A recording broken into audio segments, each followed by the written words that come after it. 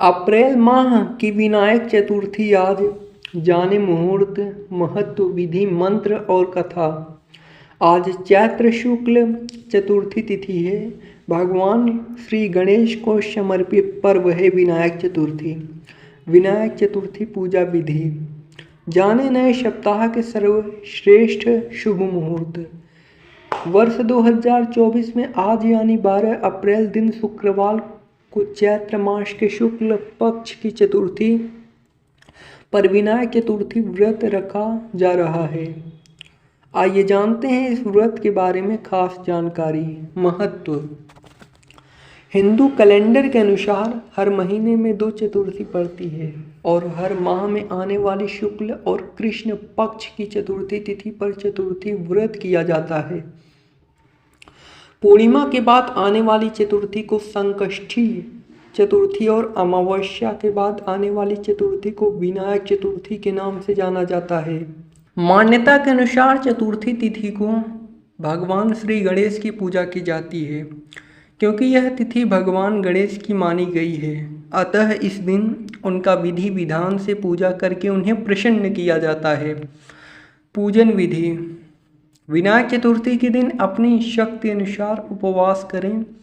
आज के दिन ब्रह्मा मुहूर्त में उठकर नित्य कर्म से निवृत्त होकर स्नान करके लाल वस्त्र धारण करें।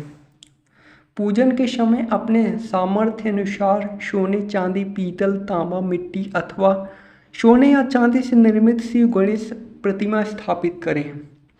संकल्प के बाद विघ्नहर्ता श्री गणेश का पूरे मनोभाव से पूजन करें।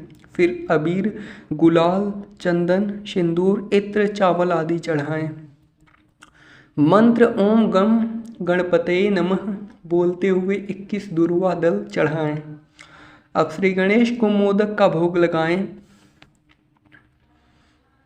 इस दिन मध्याह्न के समय में ही श्री गणेश का पूजन करें। गणपति पूजा में 21 मोदक अर्पण करें। प्रार्थना के समय यह श्लोक पढ़ें। विघ्नानि नाशमायान्तु सर्वाणि शुरनायक कार्य में सिद्धि यातु पूजिति त्विति धारिति। पूजन के पश्चात आरती करें। चतुर्थी की कथा पढ़ें। आज श्री गणपति अर्थो शीर्ष गणेश सहस्त्र नाम मावली, गणेश चालीसा, गणेश पुराण, संकटनाशक गणेश स्तोत्र, गणेश स्तुति आदि का पाठ करना लाभकारी होता है। इस व्रत के दौरान चंद्रमा ना देखें क्योंकि इस व्रत में चंद्रमा दर्शन वर्जित माना गया है। विनायक चतुर्थी शुक्रवार 12 अप्रैल पूजन के शुभ मुहूर्त। चैत्र शुक्ल चतुर्थी का प्रारंभ 11 अप्रैल को 3:03 PM से, विनायक चतुर्थी का समापन 12 अप्रैल को 1:11 PM पर। उदया तिथि के अनुसार विनायक चतुर्थी 12 अप्रैल 2024 शुक्रवार को मनाई जाएगी। विनायक चतुर्थी पूजन का शुभ समय 11:05 AM से 1:11 PM। कुल अवधि 2 घंटे 6 मिनट। मंत्र। श्रीं गणेशाय नमः। ओम गम गणपते नमः। ओम वक्रतुंडा ओम नमो हेरंब मद मोहित मम संकटान निवारय स्वाहा। ओम श्रीं ह्रीं क्लीं ग्लौं गम गणपते वरवरद सर्वजनम मे वशमानय स्वाहा। एकदंताय विघ्नाय वक्रतुंडाय धीमहि तन्नो दन्ति प्रचोदयात्। वक्रतुंड महाकाय सूर्यकोटि समप्रभ निर्विघ्नं कुरु मे देव सर्व कायेषु सर्वदा। विनायक चतुर्थी प्रामाणिक व्रत कथा। श्री गणेश चतुर्थी व्रत की पौराणिक कथा के अनुसार एक बार भगवान शिव तथा माता पार्वती नर्मदा नदी के किनारे बैठे थे। वहां माता पार्वती ने भगवान शिव के समय व्यतीत करने के लिए चौपड़ खेलने को कहा। शिव चौपड़ खेलने के लिए तैयार हो गए, परंतु इस खेल में हार जीत का फैसला कौन करेगा,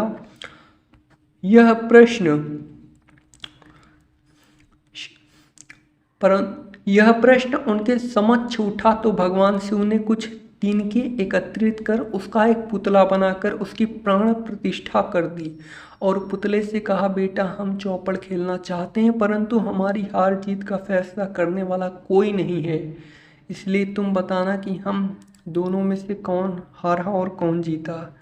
उसके बाद भगवान शिव और माता पार्वती का चौपड़ खेल शुरू हो गया। यह खेल 3 बार खेला गया और संयोग से तीनों बार माता पार्वती ही जीत गईं। खेल समाप्त होने के बाद बालक से हार जीत का फैसला करने के लिए कहा गया तो उस बालक ने महादेव को विजयी बताया। यह सुनकर माता पार्वती क्रोधित हो गईं और क्रोध में उन्होंने बालक को लंगड़ा होने, कीचड़ में पड़े रहने का श्राप दे दिया। बालक ने माता पार्वती से माफ़ी मांगी और कहा कि यह मुझसे अज्ञानतावश ऐसा हुआ, मैंने किसी द्वेष भाव से ऐसा नहीं किया। बालक द्वारा क्षमा मांगने पर माता ने कहा, यहाँ गणेश पूजन के लिए नाग कन्याएं आएंगी, उनके कहे अनुसार तुम गणेश व्रत करो, ऐसा करने से तुम मुझे प्राप्त करोगे। यह कहकर माता पार्वती शिव के साथ कैलाश पर्वत पर चली गई।